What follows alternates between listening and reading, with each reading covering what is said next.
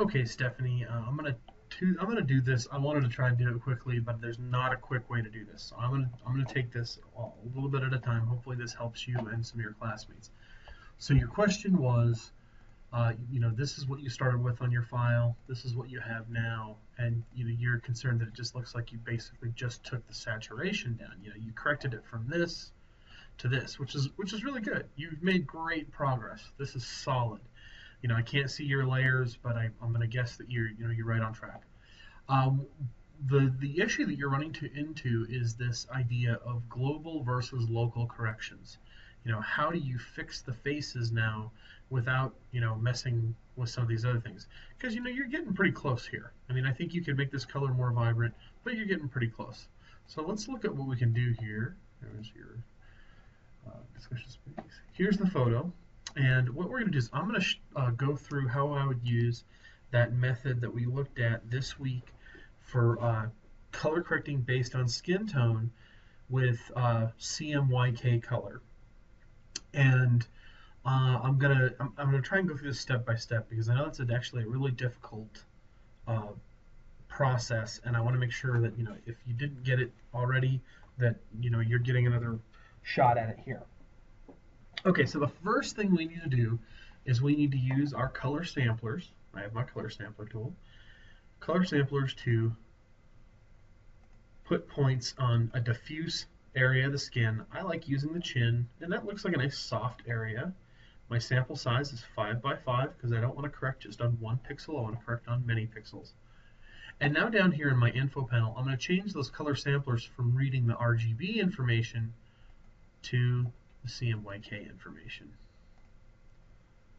Okay, and now I'm going to analyze that information here and see what I see. So my is it really consistent here? So I feel like the balance is getting closer. The colors are kind of in line of globally, but locally there's an issue, particularly with that cyan information.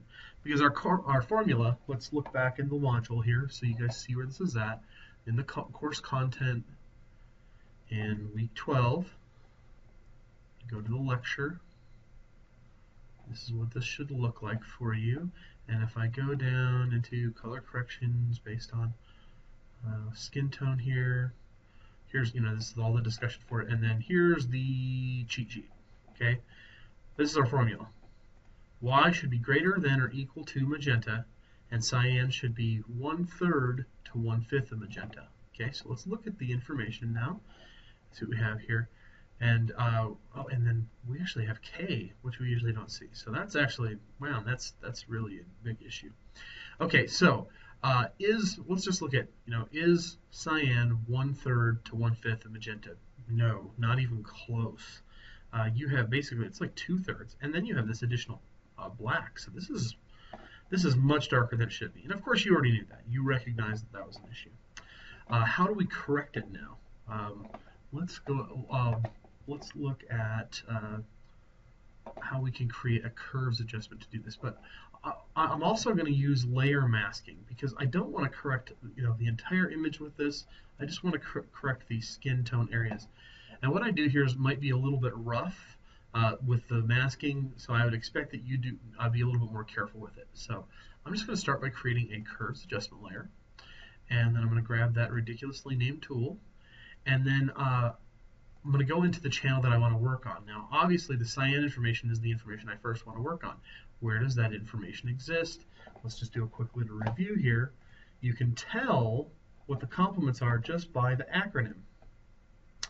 So we have R, G, B, we have C, M, Y, and then K. Red is the complement to cyan, green is the complement to magenta, blue is the complement to yellow. So when I want to manipulate the cyan information, I'm actually going to work on the red channel. So now let me go over here again. So I'm going to go to the red channel. Okay, and the reason why I have this tool selected is because I'm going to click, I don't want that, I want this, darn thing. I'm going to click right on the sample, okay? That gives me a point on the curve where that information exists. To decrease the cyan information, I'm going to increase the red information, which at first is going to look terrible. But I'm just going to go ahead and do it. I'm not going to worry about it. I'm just going to watch the numbers. Getting closer. Okay, 26 and 78, that's pretty close to a third. And look at that black number, how it dropped. It really dropped a lot. I could even pump this up probably a little bit more.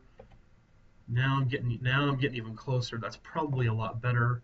Now, of course, the problem here is, the cyan information is more in line with what it should be to the magenta information. 23% is much closer to, a third to a fifth of the magenta.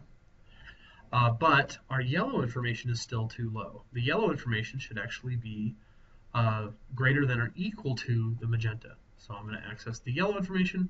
The yellow information, of course, if I want to manipulate the yellow information, I'm going to go to the blue channel now. So into the blue channel I go. I'm going to click the tool here, click again. And again, now I want to, in order to increase my yellow, I need to decrease my blue. So, okay, so 78, 79%, that's fair. Now, the skin tones are looking a little bit better. I think they're still too dark. I think that's the big issue here. We're just globally too dark. They feel a little bit warm, but I think that once we lighten the whole thing, it's going to look a little bit better. So let's go back to the master now, and I'm going to again click on that point, and now I'm going to try to just brighten all the information. Now I'm just eyeballing this. Okay, and now that is starting to feel a little bit more appropriate. We're losing some contrast, but we're brightening, okay? And we can bring some of that contrast back later. Okay, so now, we've shifted the information. The rest of the image, there's some other areas that are a problem. If we kind of go back and forth, we had some nice dark shadows before, now we don't. That's not good, okay? We're gonna fix that. We're gonna fix that by layer masking, okay? So what I'm gonna do here is I'm going to create a quick selection. Oop, I did it. That's the wrong tool. That's not the quick select. This is the quick select. Quick select, just the skin tone areas. I'm not going to be too careful. I'm going to expect that you're going to be a little bit more careful than this when you do this. Okay. And now I'm going to invert my selection. Control-Shift-I on the keyboard, and I'm just going to drop a paint bucket onto this area because I don't want to affect it. Now that looks terrible. Okay, my layer mask is, it's really, the edge on it is really hard. So now I'm going to go to my properties panel to select the mask, and I'm going to play with the mask edge. I'm going to feather that.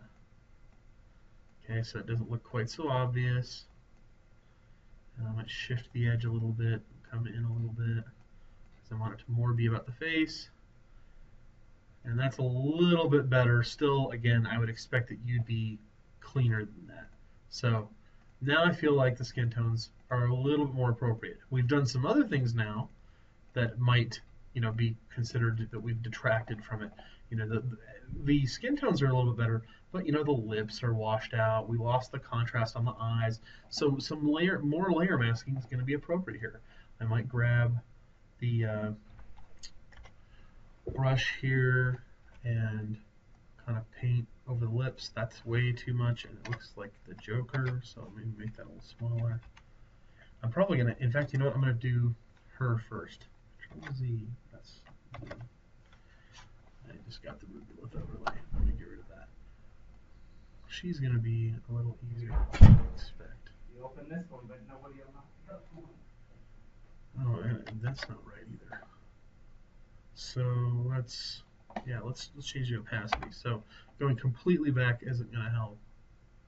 There we go. Okay, so I just changed the opacity of my brush to 50%, so it's making that area partially transparent.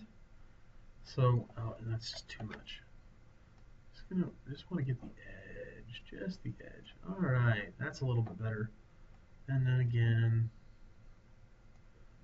over here, to bring some of that back. Okay, and so, this is just the beginning. I mean, you probably want to go back and work around the glasses a little bit.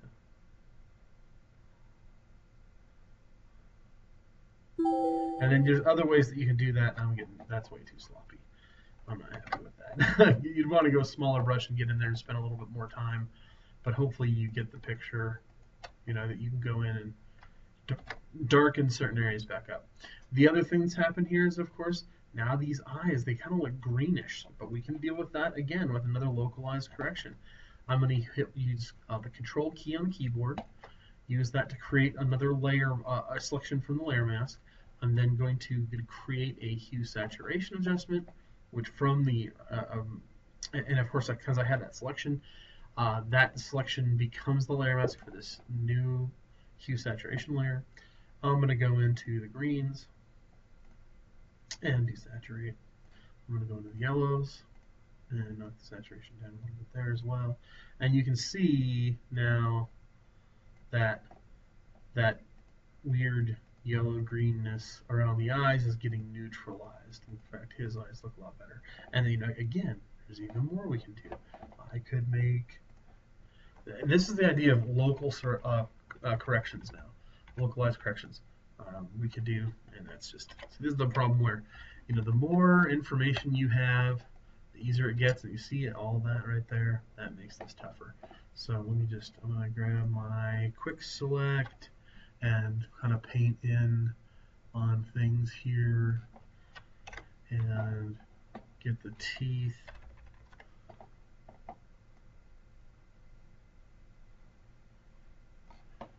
to make another layer mask. Now invert that selection, yeah, and now I can do another hue saturation, and I'm just kind of building, I'm just layering up, so now I'm gonna go in and I'm going to change the, oops, wrong one, the reds, knock that down, the yellows, knock that down, so maybe let's brighten,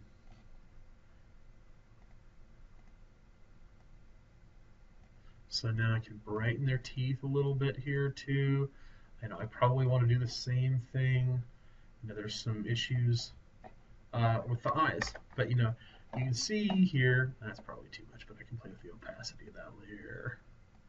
There, that's a little bit more. I don't know who this is, but looks like Emma, what of that, the Hermione from the Harry Potter series. Sorry, aside, made me laugh. But you see what we have going on here, and then we can play with the opacity things. You just say we think that's a little bit too much, we can knock that back. But we're making some progress, and it just takes little bits like that. And again, doing it just a little bit at a time, and correcting, as we go. We had some weirdness here that we might want to adjust eventually, and then let's look. Your histogram looks pretty good. This is just another global correction now. Let's look at that. Maybe that's, sometimes with these old photos you really can't tell. Oh boy though, look at that. Oh man. Man, do I like that. And now, let's bring that back up. That's even, now the colors have shifted all over the place. You can see here. But so yeah, maybe you have some more local corrections to do, because let me go back into blues, and oh boy, yeah, that's not, I might have to go back and start that over, but you get the picture here, hopefully. Actually, let me go back into here. Yeah, even just that.